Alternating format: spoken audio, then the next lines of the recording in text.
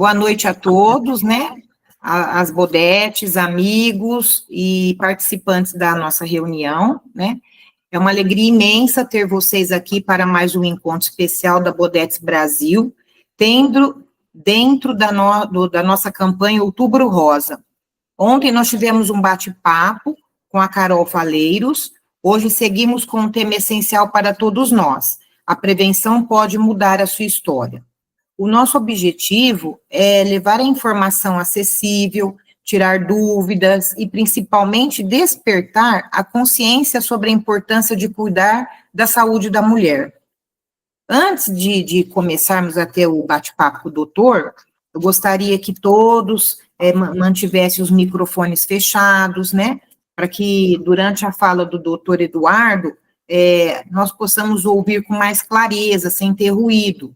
E se caso tiver alguma pergunta, né, vocês podem estar usando o chat, e aí no final a gente seleciona as perguntas e passa para o doutor responder.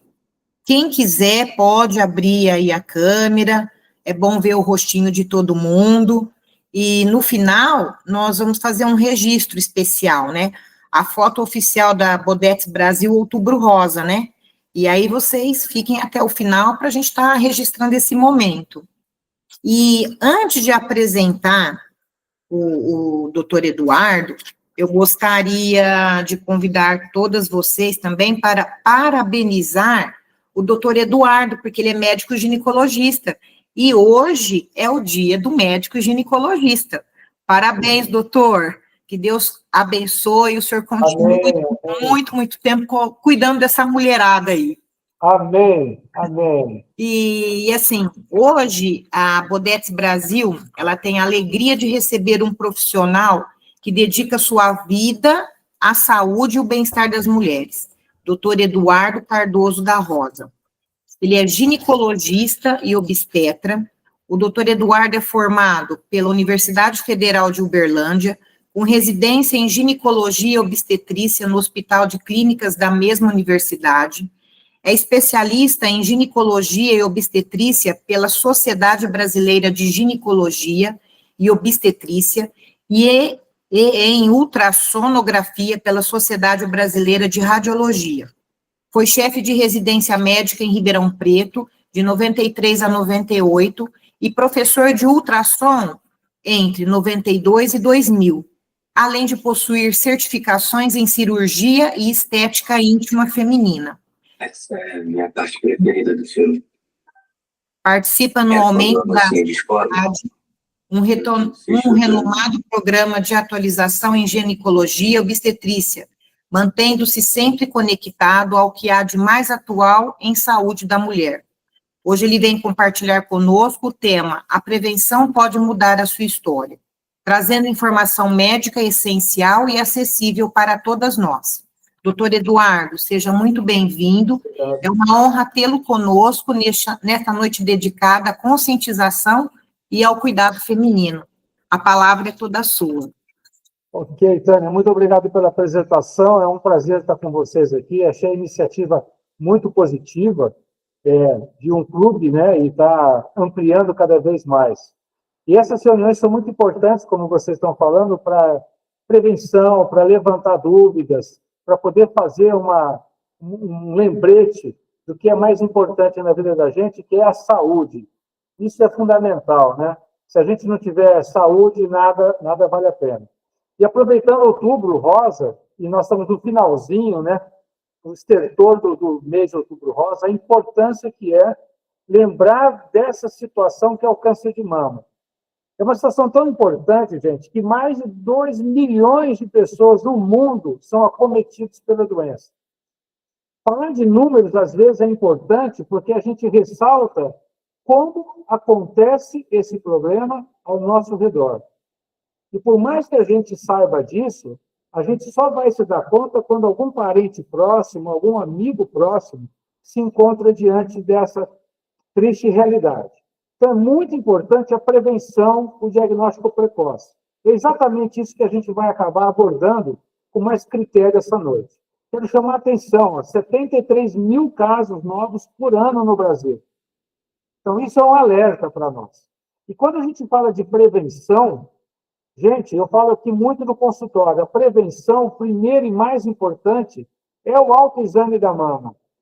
E quando eu converso com as pacientes sobre isso, eu falo, o autoexame da mama, ele não é para você detectar nódulo ou tumor, é para que a mulher conheça a mama dela. Então, orientação primeira, gente, sempre se autoexamine, mas não no sentido de estar procurando caroço ou estar procurando algum nódulo. É para estar se conhecendo. Se todo mês, ou com uma certa frequência, você fizer o autoexame, percorrer a tua mama se examinando, você vai notar que tem alterações, glândulas, tecidos, você vai estar conhecendo essa mama. Sendo assim, mediante qualquer mínima alteração, você vai perceber. Quando a mulher faz o autoexame procurando caroço ou procurando nódulos, quando ela encontra, geralmente já é um nódulo maior, já é um tumor mais crescido. Então, perdeu-se um tempo de diagnóstico. Então, primeira coisa a ser feita, desde novo, está se autoexaminando. Então, vocês estimulem vocês, filhas, né, mães, a estar fazendo esse autoexame. Porque quando a gente passa para o exame médico, então vamos partir para a ginecologia. Sempre numa consulta ginecológica, é importante o exame mamário. E principalmente as pacientes que não vão estar, teoricamente, se submetendo a um exame complementar, por exemplo, mamografia e ultrassom, quando tem uma idade que não, esses exames não são muito indicados, que esse exame do ginecologista seja extremamente criterioso. Se possível, seja examinado em duas posições, a paciente deitada e a paciente sentada, porque modifica muito a característica. Quando a gente está numa idade que habitualmente já vai ser feito algum exame, aos 40 anos, depois eu vou comentar sobre isso, talvez o exame já fique mais a segundo plano, já dá mais segurança na mamografia. Mas antes disso, o autoexame é fundamental e o exame ginecológico também é fundamental. Então, preste atenção, nada substitui o autoexame. E é fundamental o exame feito no consultório. A partir de uma certa idade, quando você não tem um fator de risco importante ou não tem nenhuma alteração, vai começar os exames preventivos. Por exemplo, a mamografia. A mamografia é o exame de eleição, indiscutível para detecção de lesões precoces do câncer de mama. Porque o objetivo de toda essa campanha, de toda essa conscientização, é o fato de tentar pegar uma doença no início dela. Quando a gente fala de medicina preventiva, é muito pouco o que se faz em termos de prevenção para o câncer. O câncer se faz, na verdade, um diagnóstico precoce. Então, basicamente, a gente começa a mamografia, não tendo fator de risco familiar, ao redor dos 40 anos. E é um questionamento muito comum no meu consultório, porque a mamografia é um exame desconfortável, se não poderia estar substituindo pela ultrassonografia. Infelizmente, gente, não é para substituir. O exame de qualidade é a mamografia.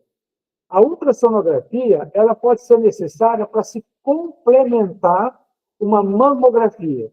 Quando você tem a mama muito densa, a mama muito glandular, muitas vezes a mamografia detecta uma região que tem que ser melhorada com a ultrassom, para poder diferenciar o que é um cisto do que é um nódulo.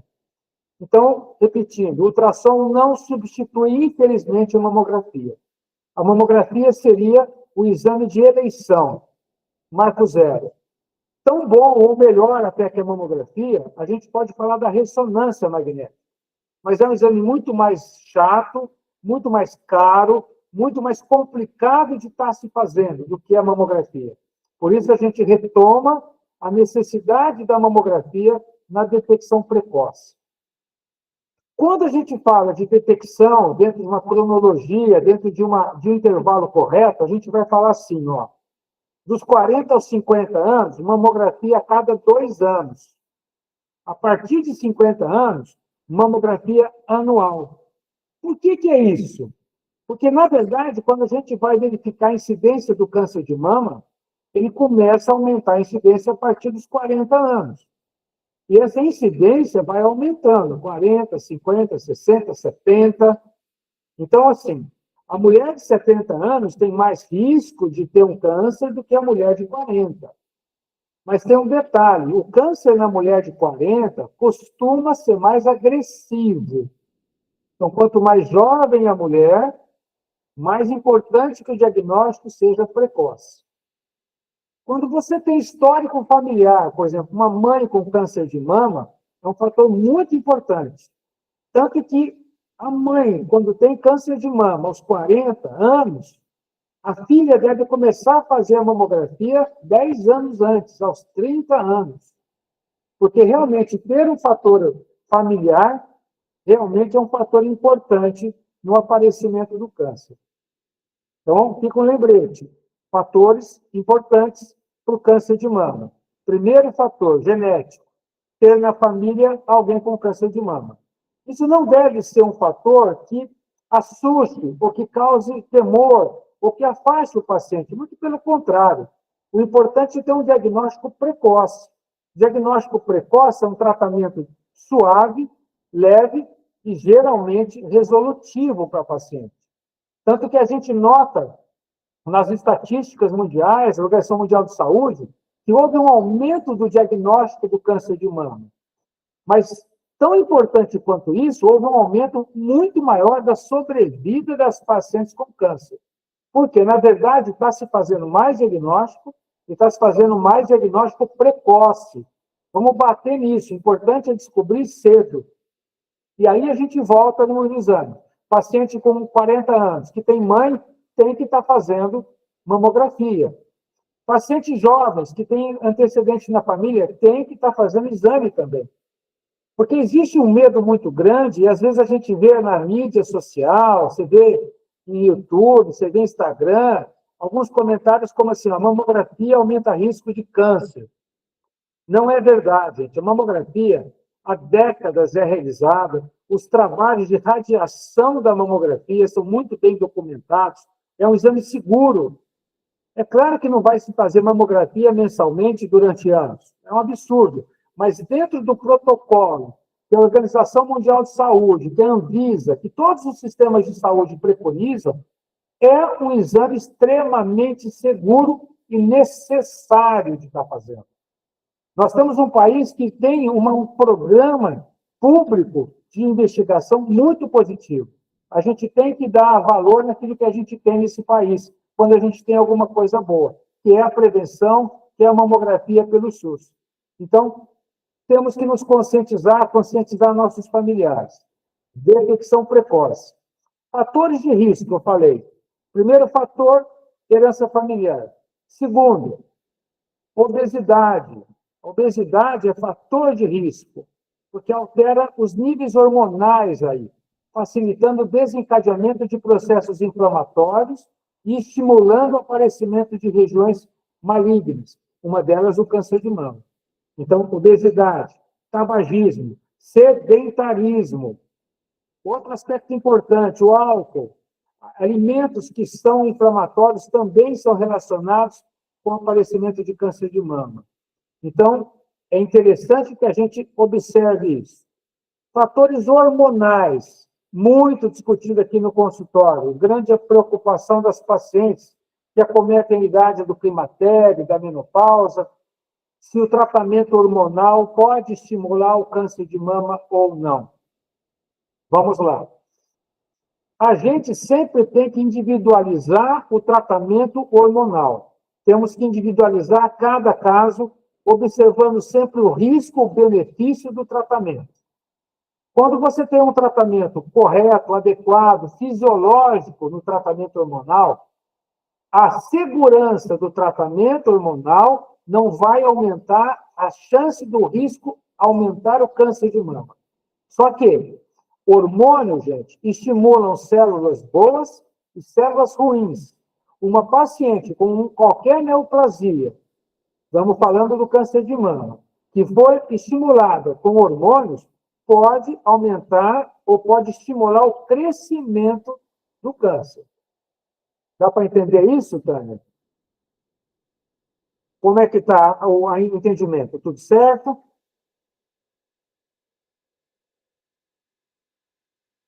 Não estou te ouvindo. Sim, tá claro.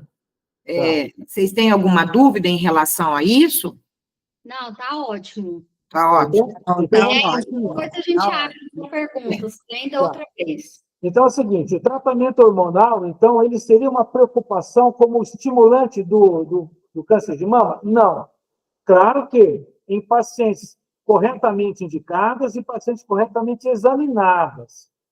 E qual tipo de tratamento hormonal? Isso é muito importante.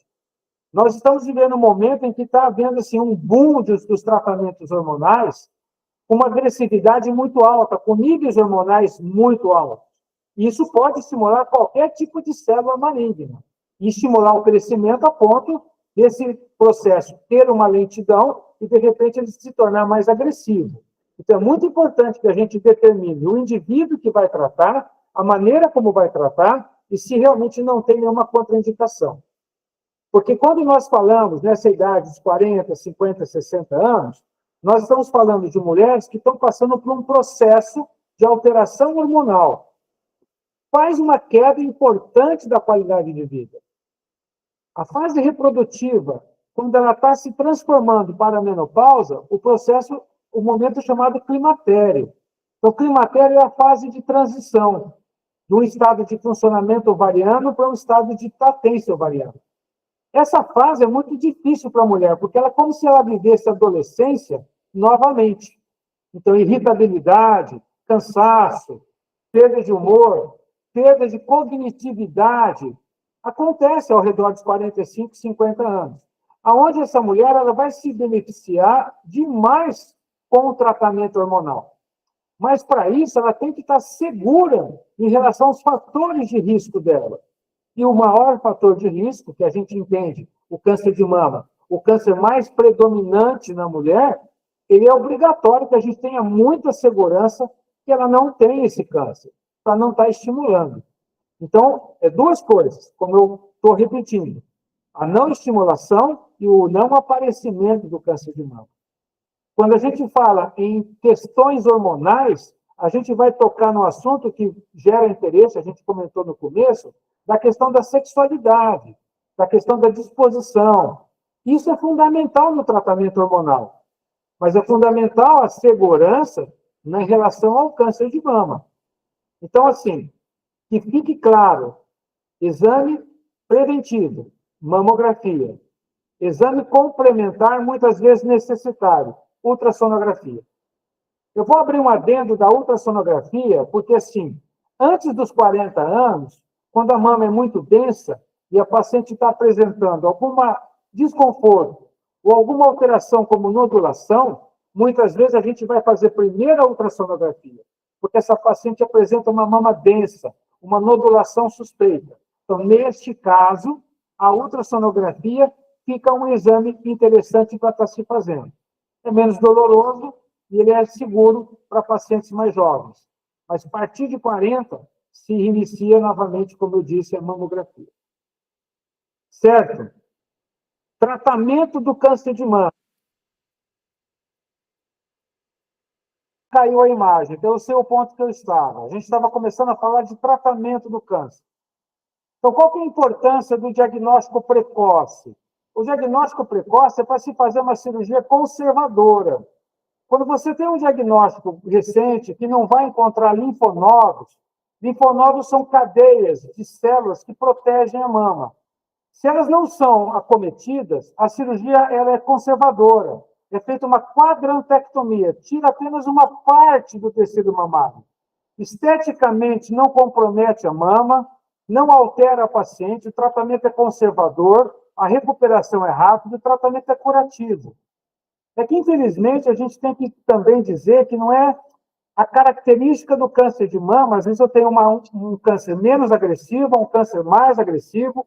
Isso vai depender muito se o tratamento vai ter que ser complementar à radioterapia ou à quimioterapia. Mas, independente de qualquer tipo de câncer, o diagnóstico precoce vai determinar a agressividade ao tratamento. Quando você estipula uma quadrantectomia na paciente, a recuperação é muito boa. Quando você já parte para uma mastectomia, uma retirada da mama, com retirada ganglionar, aí a qualidade de vida pode ser prejudicada, tem que haver bloqueio hormonal. Então, além dessa paciente ter uma pior recuperação, o risco e a qualidade de vida dela, a partir daí, vai ficar muito prejudicado. Então, é por isso a importância da conscientização e do diagnóstico precoce, gente, para poder fazer um tratamento conservador e curativo. Ok? Estamos claros? Vamos abrir para perguntas, então, porque talvez a gente direcione alguma coisa ao interesse de vocês.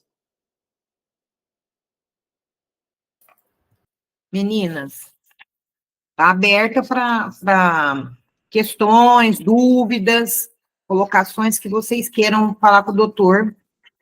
Aí tem a mãozinha aí, quem quiser fazer alguma pergunta, levanta a mãozinha para a gente estar seguindo, né?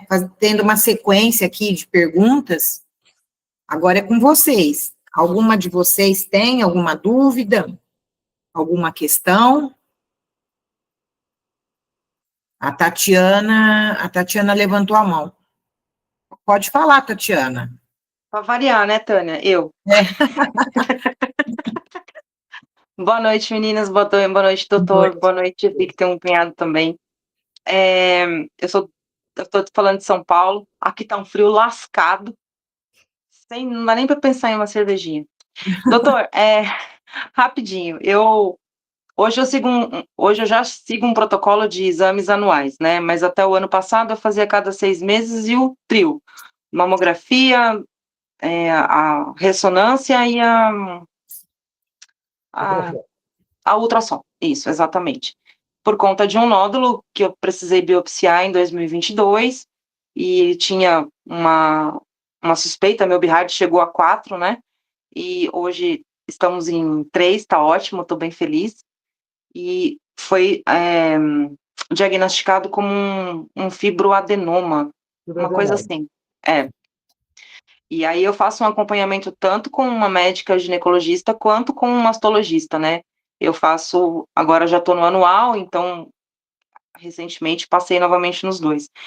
E os dois me acompanhando, eles falam para mim, eu ainda não estou na menopausa, tenho 49 anos, devo estar aí nesse período de transição que o doutor explicou, mas ambos falam para mim que quando eu entrar na menopausa, um tratamento hormonal para mim é muito arriscado, né?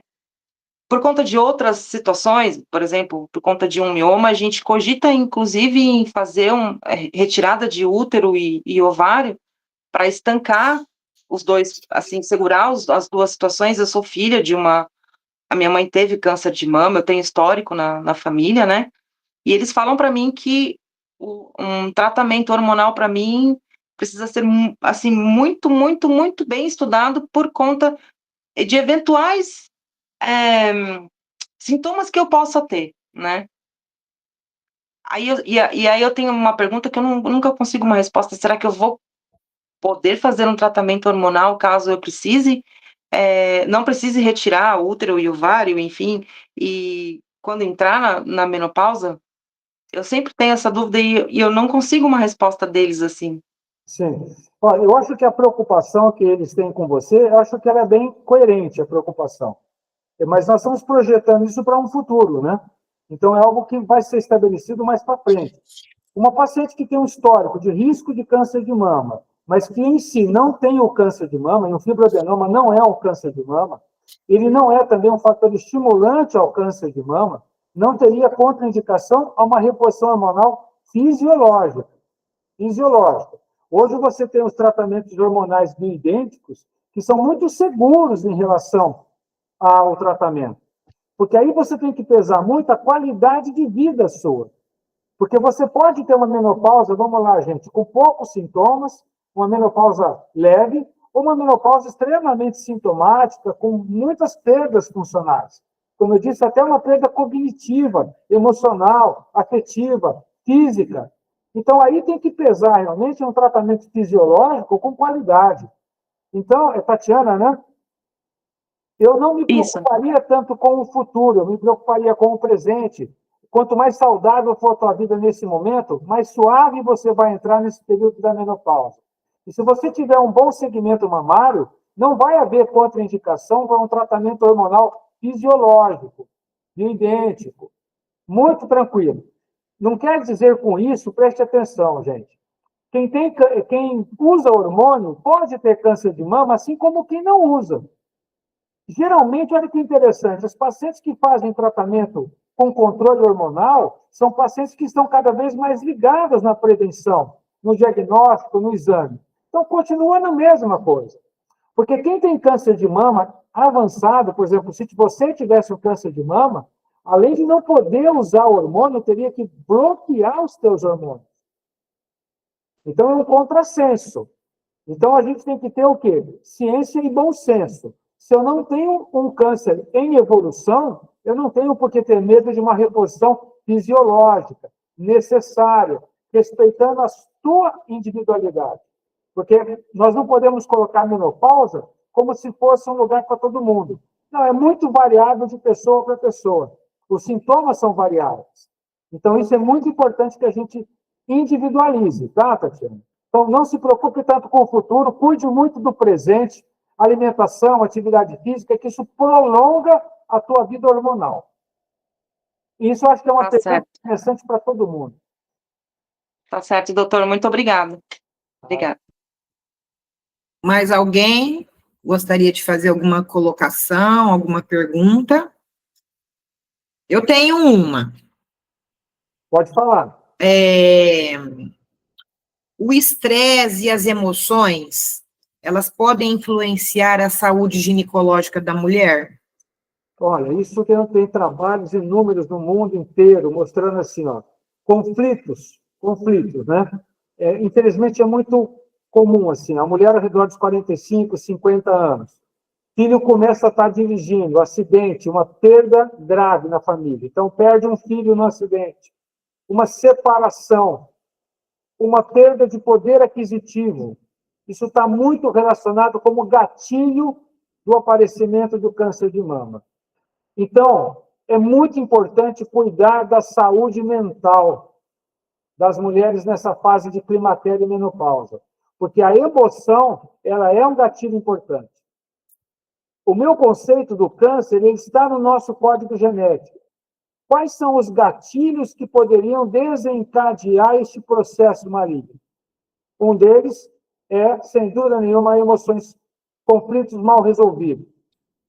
Assim como todas as doenças, estamos falando de problemas cardiovasculares, infarto, outros tipos de tumores, disfunções intestinais, diabetes, tireoide. Se você for analisar o fundo emocional, tem vínculo com quase todas as disfunções. Mas o câncer de mama está bem documentado isso. Então, paciente que passou por um trauma, gente, emocional importante, ela tem que se preocupar com a mama? Tem sim. Principalmente ao redor dos 40, 50 anos de idade. Obrigado. Obrigado, doutor. Mais alguém? Doutor, você falou muito para se preocupar muito 40, 50. Pessoas mais velhas, 60, 70, elas têm menos risco ou não? É igual? Não, eu comentei no começo, na minha fala, eu disse, ó, quanto mais tarde, maior a chance do câncer de mama. Fudeu. Mais chance. Só que é o seguinte, acima dos 70 anos, a incidência do câncer de mama aumenta muito. Só que, geralmente, são tumores menos agressivos. E importante essa pergunta, que eu vou fazer um link de uma informação. A partir de 60 anos, a mulher que tem câncer de mama, o fator familiar dela genético passa a ser menos importante. O que quer dizer isso? Se você tem uma mãe que tem câncer de mama acima de 60 anos, o fator genético para você passa a ser menos importante. Quanto mais jovem a mãe da paciente for com câncer de mama, maior o risco genético dessa paciente apresentar. Ficou claro isso? Ficou sim. Obrigada, doutor. Ficou, porque é uma informação importante. Porque muitas pacientes estão deixando de fazer preventivo aquele exame Papa Nicolau, porque a partir de 70 anos não tem mais risco. Isso não é verdade. Isso não é verdade. Existe uma atrofia vaginal com a queda hormonal e um diagnóstico pode deixar de ser feito em pacientes de mais idade, assim como o câncer de mama. Então, a partir de 70 anos. A partir de 80 anos, risco de câncer de mama altíssimo, só que geralmente são tumores menos agressivos. E aí tem que pesar se o tratamento não vai ser pior do que a doença. Dá para entender isso, às vezes? Eu sim, ficou claro. É isso. A Maria levantou a mão também. Pode perguntar, Maria. Boa noite, doutor. Boa noite. Eu queria tirar uma dúvida. Eu tenho 39 anos, vou fazer 40, né, o ano que vem, e já faz mais ou menos uns 2 anos que eu comecei a praticar atividade física com frequência, comecei a melhorar a alimentação. Estou tentando fazer disso um estilo de vida. Se eu continuar, que eu pretendo continuar nesse ritmo, eu consigo diminuir os efeitos da menopausa a ponto de não precisar fazer reposição hormonal? Olha, é uma pergunta interessante a sua, mas você vê que você está carregando na tua pergunta uma preocupação contra a reposição hormonal. A reposição hormonal, ela sendo feita de maneira correta, ela é extremamente positiva para a tua vida. Mas a primeira pergunta que você fez é se um estilo de vida saudável, com atividade física, alimentação, podem retardar, com certeza podem retardar. Porque o estilo de vida ao contrário, o ganho de peso, a obesidade, o sedentarismo, com certeza vai aumentar os processos inflamatórios e provocar verdadeiramente um envelhecimento precoce. E, com certeza, uma necessidade de reposição mais cedo. Mas não pense você, ou não tenha medo você, de quando chegar o momento da reposição, se não houver contraindicação, que existem reposições hormonais extremamente saudáveis para a vida da mulher. Entendeu? Fica com essa preocupação da reposição. Não precisa ter tanto medo, não. É porque, assim, no meu caso, a minha mãe, ela teve câncer de mama, né? Com quantos anos? Ela teve com 45 para 50 anos. Eu tenho uma irmã que ela também tem nódulos na garganta, que ela tem que acompanhar sempre com punção. E esse ano, eu passei por uma cirurgia, e aí eu descobri que eu estava com 2 nódulos no seio, eu tive até que fazer a biópsia com agulha grossa, né?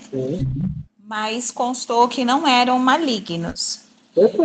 E aí eu fiz novamente, né, a mamografia, perdão, me esqueci, o que não é a mamografia. Ultrassom.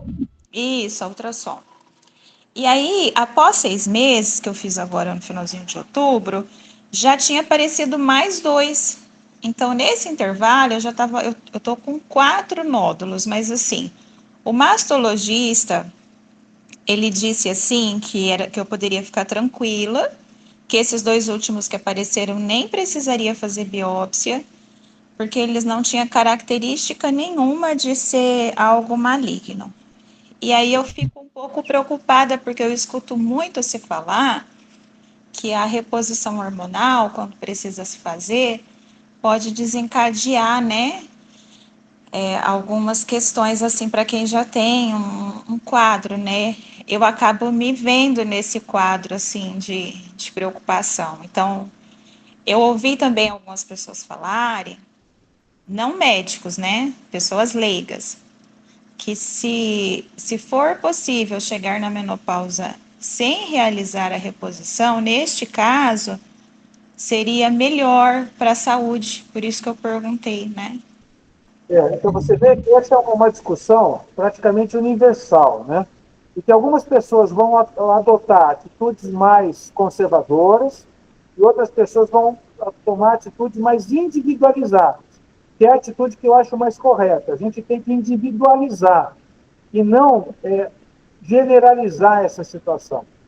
Você vai entender assim, ó, no passado, não muito antigo, até 85, 90, se tratava de hormônio todo mundo. A partir de uma reportagem na Veja, nessa fase desses anos, onde são na capa as mulheres estão sendo enganadas, ou pelo tratamento hormonal causa câncer de mama, isso saiu um estudo nos Estados Unidos, que levou a um comportamento contrário, parou-se de tratar todo mundo. E as duas situações são erradas, se tratar todo mundo ou não se tratar ninguém. Mesmo porque esse trabalho depois foi feito um reestudo sobre ele tinha vários erros na sua programação e com certeza estavam confirmando esse aumento do câncer de mama e de fato não acontecia. Foi um erro de estudo, na verdade. Então, basicamente, o que a gente sabe? O tratamento hormonal causa câncer? Não. O tratamento hormonal pode estimular o crescimento de uma tumoração, tanto benigna quanto maligna. No teu caso, por exemplo, ao redor dos 40 anos, você já está entrando no processo de climatério. O climatério é caracterizado basicamente pela alteração do poder ovulatório. Há uma deficiência hormonal em você que é a progesterona. Então, existe uma síndrome chamada síndrome do predomínio estrogênico, onde a diminuição da produção de progesterona vai fazer aumento das doenças mamárias benignas, como é o teu caso. Então, o teu caso deve ser interessante para saber assim, qual tipo de tratamento poderia estar me beneficiando para estar diminuindo essas tumorações benignas da mama. Então, duas tumorações, tanto miomas quanto fibroadenomas mamários, podem ser estimulados por essa questão fisiológica que é o climatério. Então, hormônios naturais e pessoais, quando não são bem tratados, também podem ser fontes de preocupação. E não só a reposição hormonal, que vai ser feita só lá na menopausa. Esse é um aspecto bastante complexo. Você viu, Maria, que tem que ser observado tudo. E, às vezes, o tratamento hormonal, por exemplo, à base de progesterona, reduz o aparecimento de nodulações benignas. Olha como a gente tem que individualizar. Deu para entender? Sim, Deu deu para sim. entender? Obrigada pelo esclarecimento. Ok. Tem mais alguém que gostaria de participar, fazer mais alguma pergunta? Tudo tranquilo? O doutor é bem esclarecedor, né? Ele coloca as coisas de uma maneira que a gente consegue entender. Quando a gente fala de situações complexas, pois nós estamos abordando vários temas, né? Que é o câncer de mama, a reposição hormonal, o tipo de exame que deve ser feito para detecção ou para acompanhamento, né? Você viu o exemplo da Maria, que fez vários exames, né? Da outra participante que falou da mamografia, ultrassonografia, ressonância. Quer dizer, todos esses cuidados valem a pena ter. Mas, às vezes, o médico ele se atém a uma parte do corpo e esquece a pessoa por detrás daquele órgão. E aí traz um malefício para a pessoa. Se eu for olhar um ser humano e focar apenas no órgão que está preocupado, eu estou esquecendo o indivíduo que está por trás dele. E a qualidade de vida fica muito comprometida. Então, diante de um câncer, nós temos que ter uma atitude radical de tratamento, de curativo. Mas, diante de disfunções, a gente também tem que ter uma visão bastante ampliada para o tratamento, para não estar restringindo e estar diminuindo a qualidade de vida. Vale a pena viver? Vale muito a pena viver com qualidade. Quando você está perdendo a qualidade de vida, isso fica muito complicado. Como eu falei, climatério e menopausa judia bastante das mulheres em si. E como nós temos uma expectativa de vida hoje de 80 até mais anos, as mulheres vão viver muito tempo na menopausa. Então, a consequência da ausência hormonal também tem que ser discutida para essas mulheres. Porque, biologicamente, nós fomos criados para viver 45, 50 anos no máximo. Então, a mulher não vivia esse problema tão extensivo assim, que é a falta hormonal. E hoje, graças a Deus, nós temos uma expectativa de vida maior. Então, nós temos que também eleger o tratamento de qualidade. Mas tem que ser individualizado. Doutor, eu faço reposição hormonal, né? Eu já até tentei, né, ficar sem, mas não dá para ficar sem. Não dá. é sofrido mesmo, muitas ondas de calor, irritabilidade, sem disposição, nervosa, e já tentei, mas não deu certo. Tem que fazer, porque é sofrido mesmo, viu, a menopausa, não é fácil, não. Deixa eu só um pouquinho, Dalva, vou só fazer um adendo aqui da Tânia que eu acho importante. Olha, quando a gente vai falar sobre reposição hormonal, eu tenho que responder basicamente 3 perguntas para as pacientes. 3 perguntas. Primeira pergunta, gente. Essa paciente pode usar hormônio? Essa é uma pergunta importantíssima, que você vai responder através do quê? Do exame físico, do histórico pessoal, do histórico familiar dessa paciente. Então, isso é muito importante. Ela pode? Segunda pergunta, essa paciente precisa? Porque, como você falou, Tânia, você deu um exemplo de quem tem uma necessidade. E muitas mulheres não têm necessidade do tratamento hormonal. Pode, mas não precisa. E a terceira pergunta seria assim, ó, se eu posso, se eu preciso, qual o melhor tratamento? Porque nem todos os tratamentos funcionam com todo mundo. É outra individualidade. Nós temos os tratamentos hormonais bioidênticos, os naturais, os sintéticos. Tem vários tipos de tratamento. Então, a gente tem que selecionar novamente. Como eu falei, individualizar. No teu caso, você precisa? Ótimo, pode fazer uso da medicação, faça acompanhamento, que a tua qualidade de vida é outra. Não tem comparação. Uma frase que eu digo muito no consultório, assim, infelizmente, nós estamos no rio, gente. O rio caminha para frente, não tem como voltar para trás. Só que a gente tem que sair do meio do rio, senão a velocidade fica muito alta. Temos que nadar para a margem, para reduzir esse processo.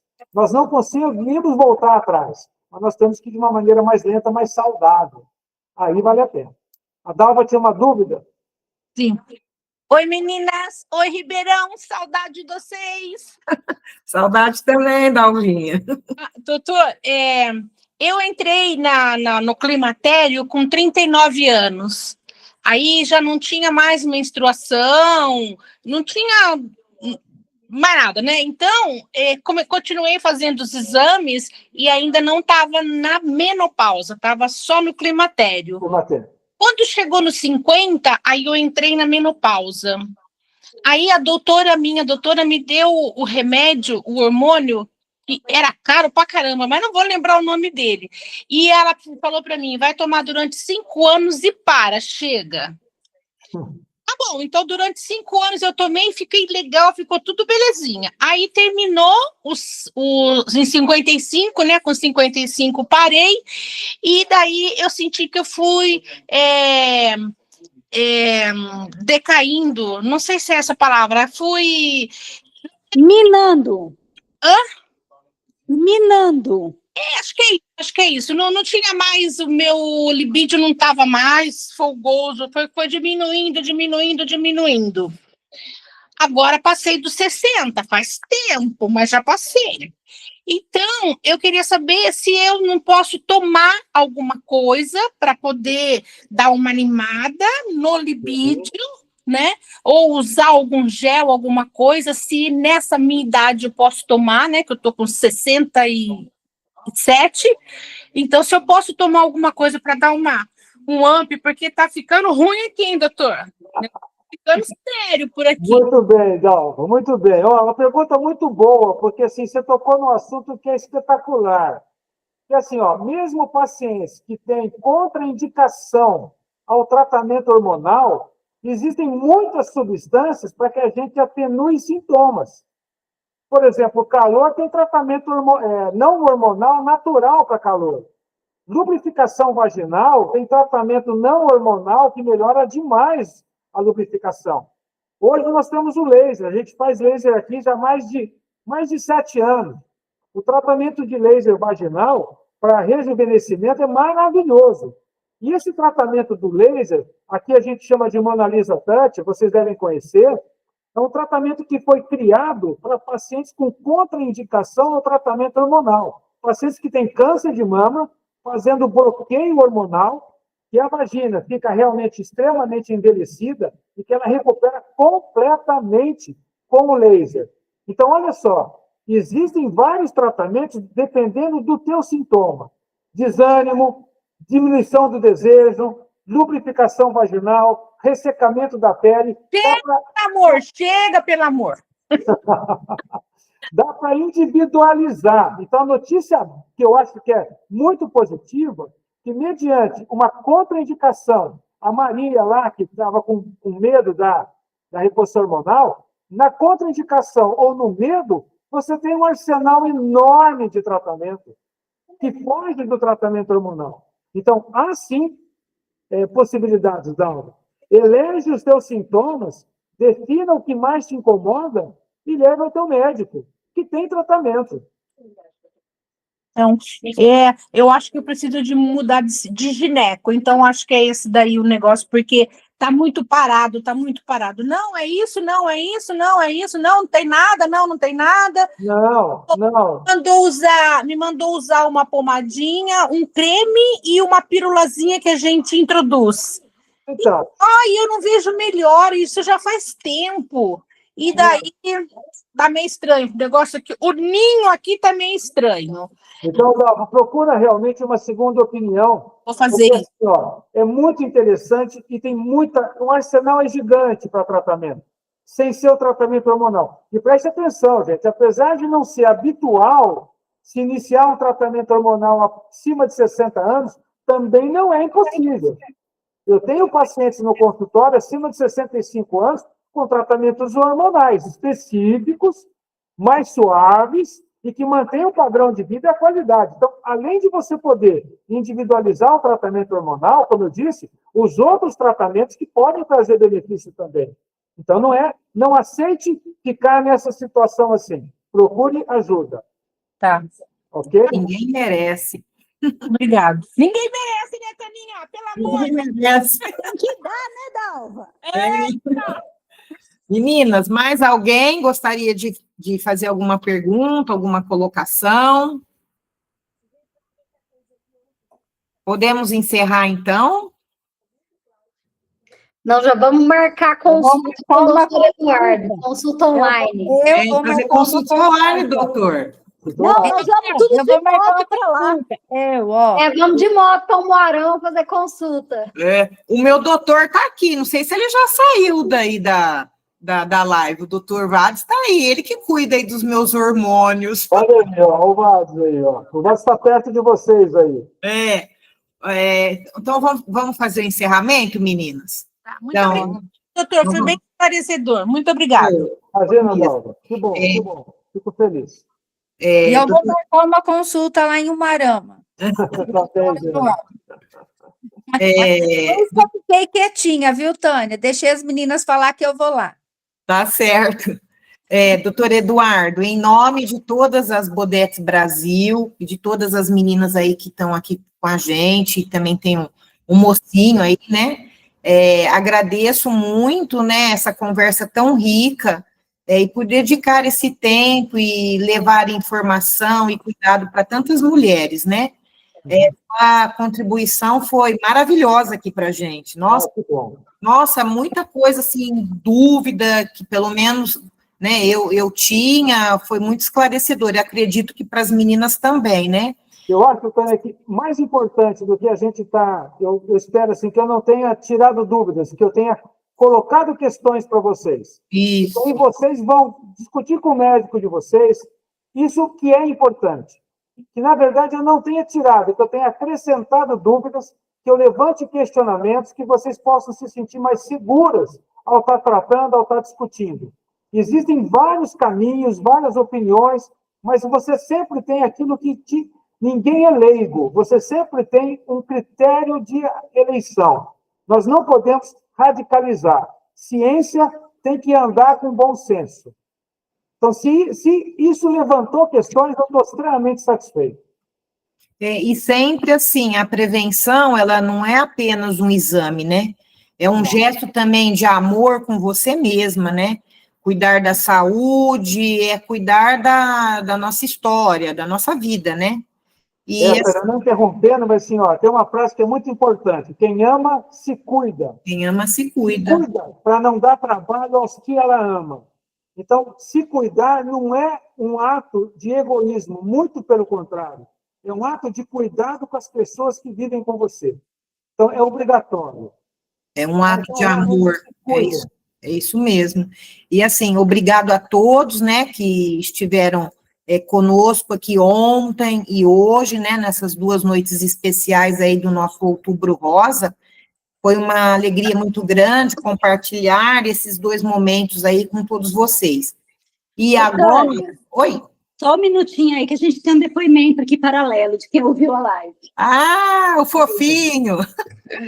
Doutor, o senhor está de parabéns. Se o senhor acabou de falar que quem ama cuida, o senhor cuidou de todas as moças dessa noite toda, dispensando seu tempo de trabalho, o senhor é o cara. Muito obrigado. Inclusive, eu quero até falar uma coisa aqui, né? A gente estava falando aí sobre, o doutor Eduardo falou sobre expectativa de vida, né? Que a gente espera viver pelo menos até 80 anos. Doutor, essa conta aí já está errada, porque ontem, nas meninas, na reunião de ontem, eu falei que eu fiz uma conta, eu tenho uma meta de andar de moto mais 40 anos. Eu estou com 45. Então, eu tenho que viver muito mais do que 40, do que 80. É isso aí. Meu avô está com 99. Meu avô está com 99 anos. A minha genética é muito boa. Então, assim, a minha meta é andar de moto mais 40 anos. Opa! Eu já quebrei essa conta sua aí. Doutor, muito obrigada pela palestra, pela explicação, pela orientação. Que Deus te ilumine. Muito obrigada. A gente agradece muito. Ó, e antes de terminar, vamos abrir as câmeras para a gente fazer o nosso registro, né? Exatamente. Oficial, para encerrar o nosso Outubro Rosa, com o doutor aí, com todos presentes. Taninha. Oi.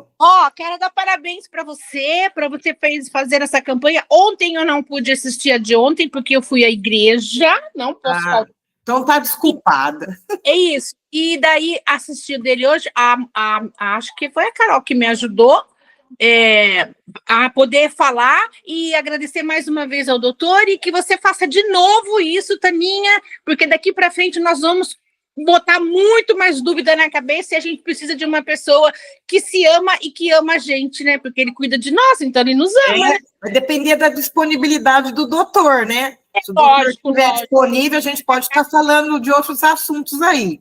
Isso. Mas aí depois a gente combina, né, doutor? A gente vai conversando. Foi um papo muito gostoso, foi muito agradável. Abre as câmeras, meninas, para a gente tirar foto, para a gente printar a tela. Eu vou fazer o seguinte, eu vou desfixar o doutor Eduardo, ele vai ficar menor para a gente poder colocar mais meninos aparecendo aqui no... Isso é com a Carol que é da tecnologia. E a Nússia também está aí. Aí aparece todo mundo. Sim. Legal. Doraci, Juliana, Vanderleia, liguem suas câmeras. Vanderleia é minha nora. Ah, é? É. A bonitinha, só com o rostinho dela aí, né? Cadê você, gata? Aparece.